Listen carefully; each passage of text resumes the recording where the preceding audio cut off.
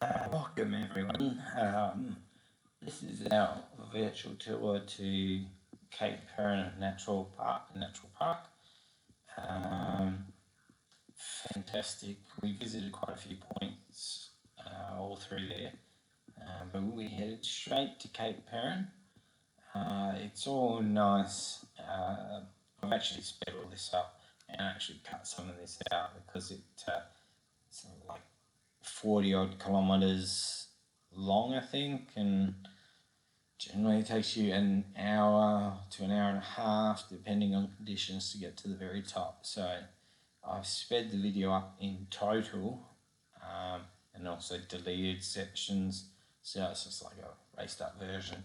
But as you see, the surface is sand, reasonably hard, can get bad sections of corrugation, but surprisingly enough, or actually very happy, is that they have a inflation area as you enter and exit Cape Peron National Park, which is something I haven't seen before. So no excuse not to deflate your tyres, because you can pump them up just as you would at a service station on your way out. So the whole journey in is pretty much cruisy, avoiding those ruts, soft stuff. I was in two-wheel drive pretty much the entire journey all the way up. There are sections where there's supposed to be water, but it's all dried up, and it's like driving on concrete with giant potholes. So you spend your time trying to zigzag your way through sections of that, but they're only generally short sections, and then you're back onto the sandy path. Most of the way up is all one way, so sometimes, as you've seen, you got to move out the way and let other people go past, and vice versa, and keep your speed accordingly to the conditions and how far you can see. But as we get closer to Cape Peron, it's a beautiful view from Cape Peron, and that top pip. This is where we're arriving at Cape Peron, and then we come down. You can see some footage in these videos. So you're looking to the right, you can see from the entrance to the right. Then if we look over, after you've seen there's actually a rip that runs pretty much horizontal from the point out, so the wind blowing across and the current going in the other direction creates that nice little rip. Then there's the view from the entry to the left hand side, and you can see how nice looking that is. And then there's a little cave there, as you can see, and then there's the wall, and then you can sort of see the cave just off to the side of that.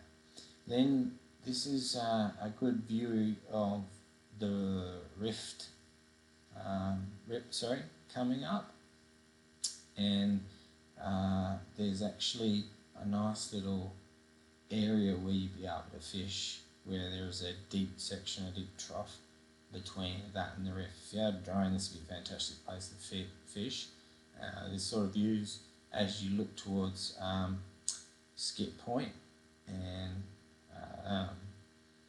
the another picture there of the deep gutter, and then of the rip as you look out of it.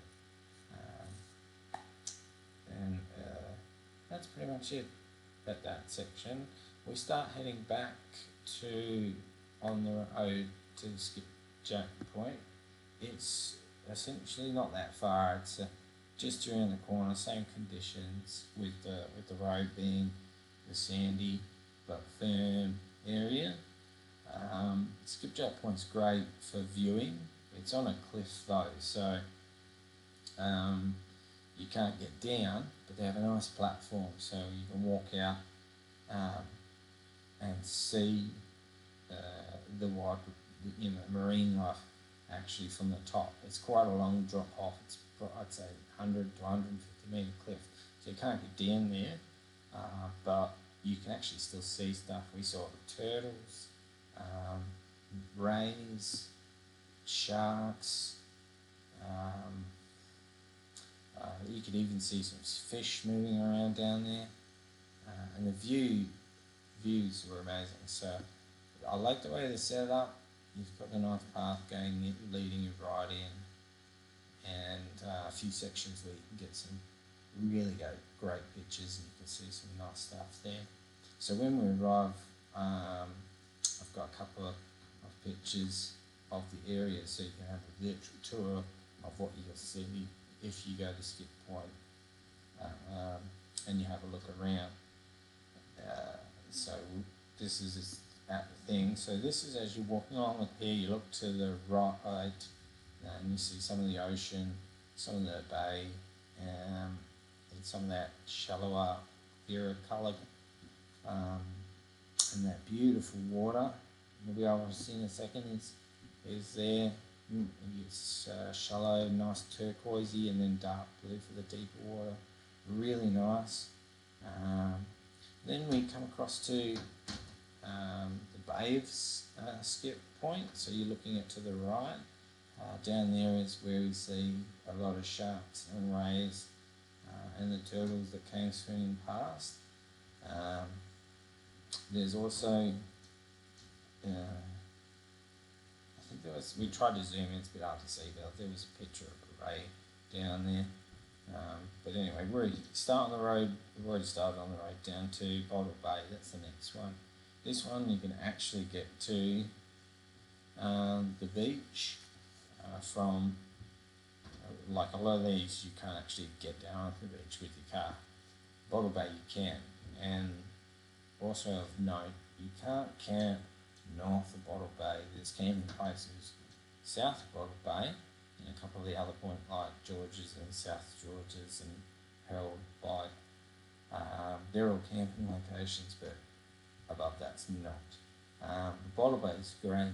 You can get onto the beach down there.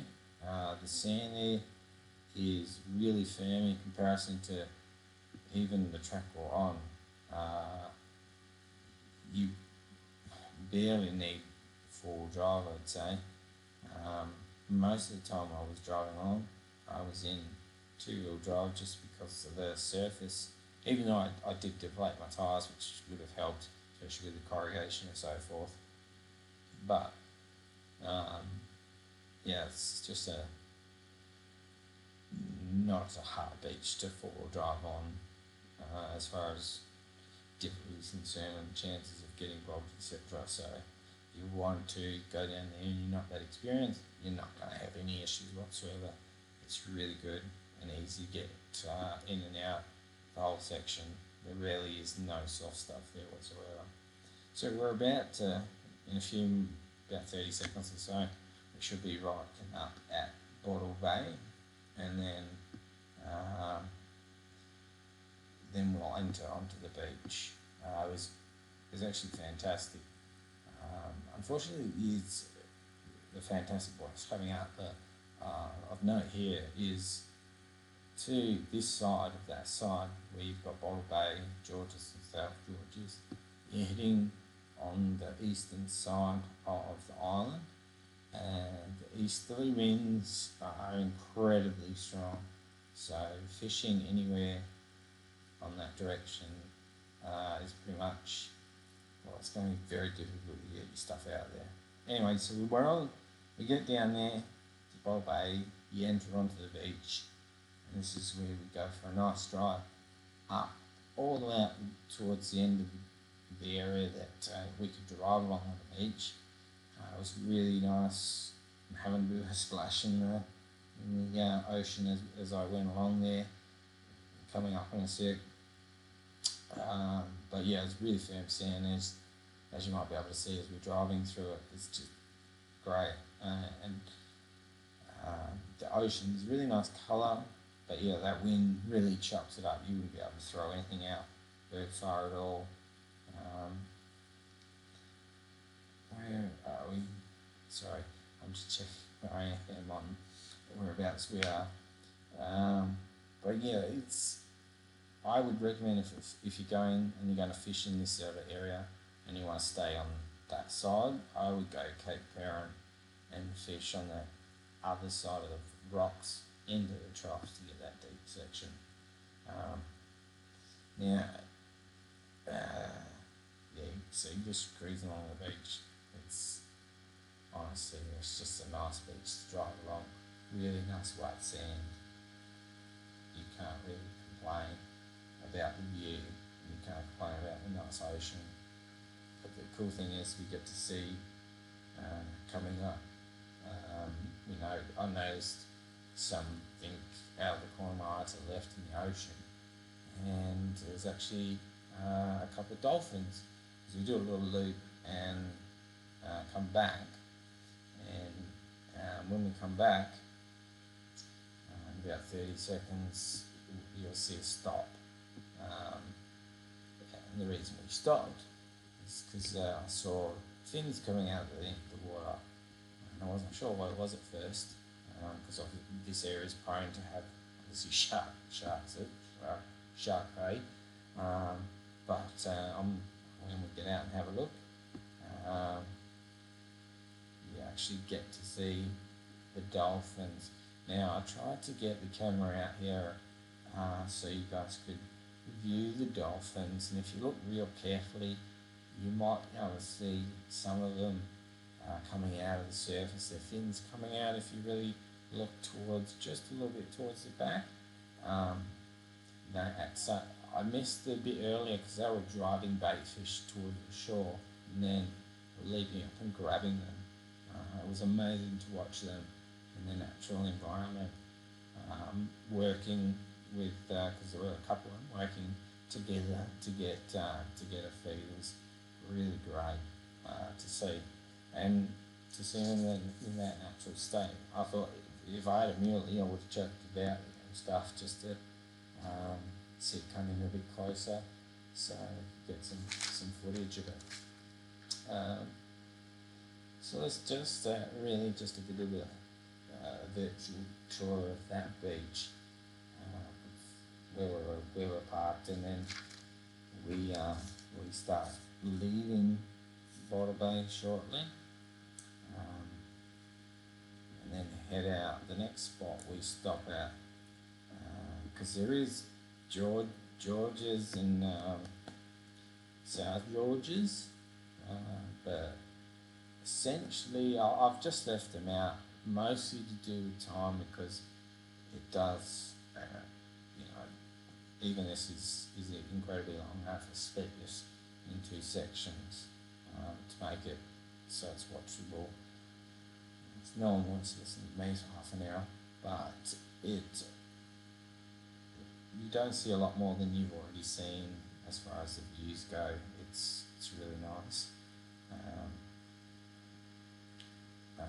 But yeah, you can't get, it's similar to, you can't drive onto the beach, but there are camping spots there, there's shelter there, and then you can walk down to the beach and the area down there to have a look at. And then when we get back on the sand track that comes up against standard sort of sand track, I think once one opens up, because the main one as you come in is one way, but there are sections that allow you to, it's 2-lane. So the way to Herald, Bight, you come back down towards Denham direction, and then you'll see the sign tells you to go left. This is after Georges and South Georges, and then you head left instead after that, which would be on the other side, and you're sheltered a lot more from the wind.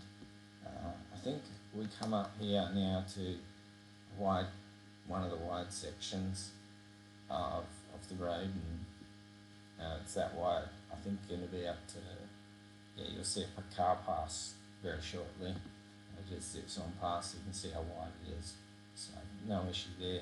I generally try to stick to the side to avoid some of that surface area. as far as all the corrugation is concerned, and basically dodging all of that the best way you can. It was when we were heading towards the beach area, we actually came across a few Bob people. I think we hit